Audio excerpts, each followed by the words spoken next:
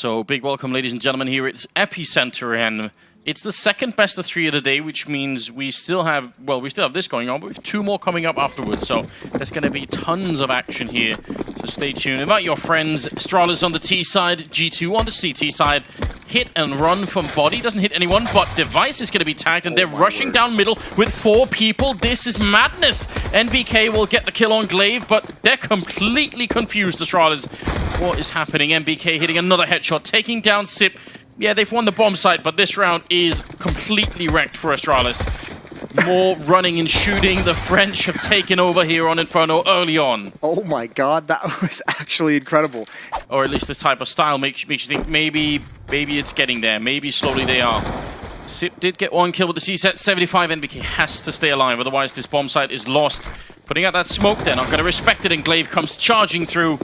A big mistake here for G2 in the second round, just as we're praising them. What's up with that? it's pretty typical, isn't it, at this point? I mean, that's the thing. NBK had such a tough decision to make whether to throw that smoke or not, because he loses a second. There's a shot. Shox has to win this, but he doesn't. Meanwhile, Dupree takes out Kenny, and I think that does it for this round. A 1-on-4 for Apex.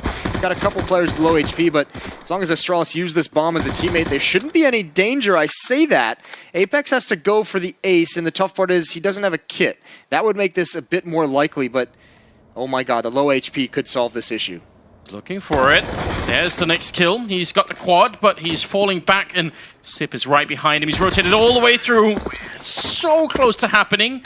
You got to feel bad for Apex, because if he had just a bit more time, a kit, a smoke, anything to work with, maybe corner to take the peek. He's not going to get shut down just yet, but Body's holding close. C-set 75 in hand. It all comes down to this. 11 seconds left. Body managed to make his way through. Kenny gets a kill. Body gets 1. Shox as well. Taking down Sip. Finally, they're fighting back, but it's just too late. 3 seconds, and that's the round gone. What a defense, and what a great read from G2. Yeah, that's brilliant. And at G2, you can see them rotating over. You always feel like it's going to be a B hit at some point coming out. But I think it was maybe Zipnik's in the halls counting smokes that were being used. And he's saying, all right, they don't have any more smokes left. Like, they've used, 3, maybe 4.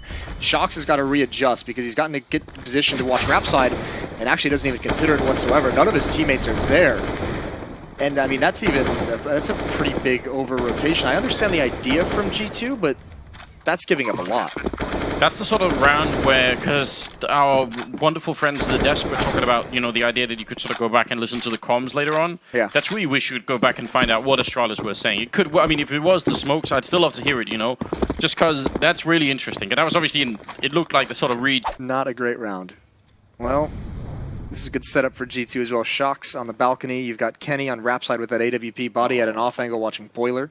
Man, Glaive, that had better be a really, really good flashbang. Not good enough to stop Body. They will get taken out by Sip. Shox with a really long and kind of awkward spray, but Kenny is still there at the edge of the smoke. That leaves Kirby with plenty of time, but not really a lot of hope here.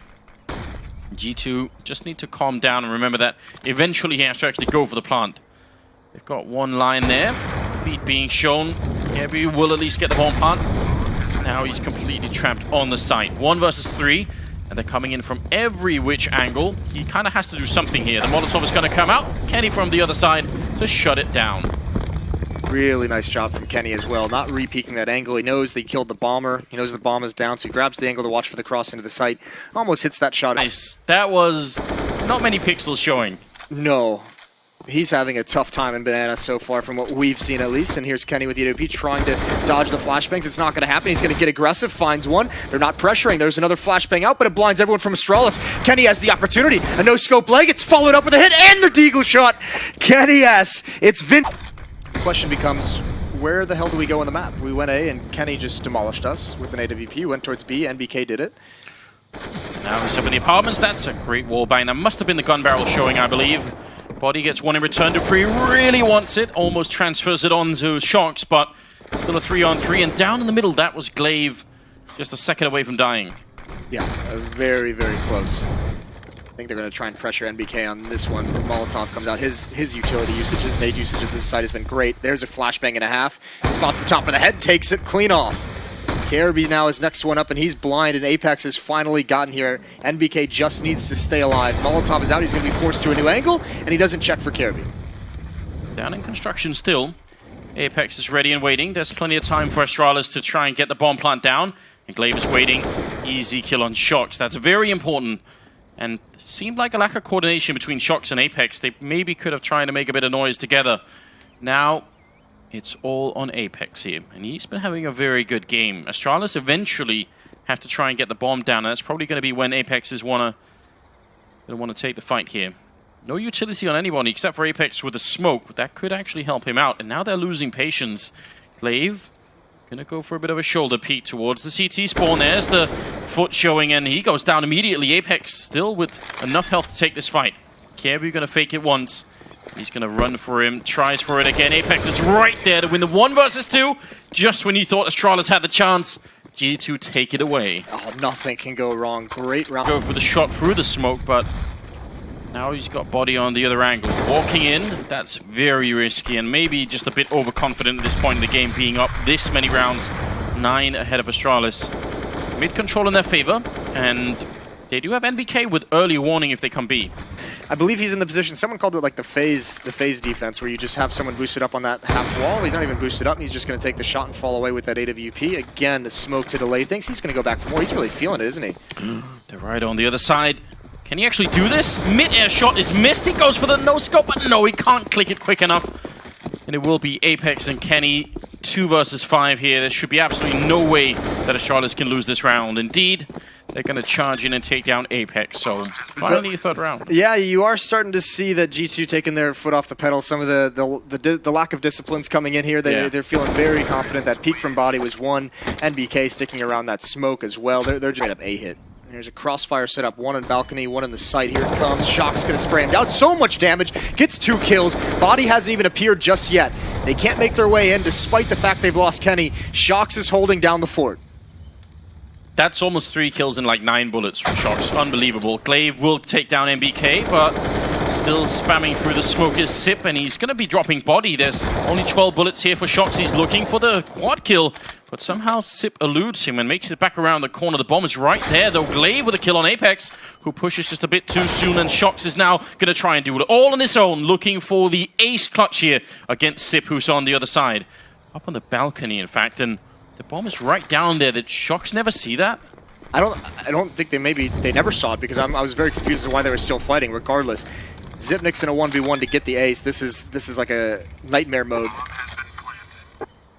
Sip trying to make his way back. Shox is right on the other side of that smoke. He just wants the last kill to completely crush the dreams of Astralis here in this match that would pretty much close it out here. I mean, it's already an overwhelming lead for the French side, and Shox is waiting, similar to what Apex was doing in the last clutch, just hoping that Sip is going to make a mistake, but he's down in the pit, and now Shox is walking right into his field of view. Oh my god, the timing is unbelievable. Shox is now on it. The Molotov is going to go up. He's going to tap the bomb once, and Sip crawling in.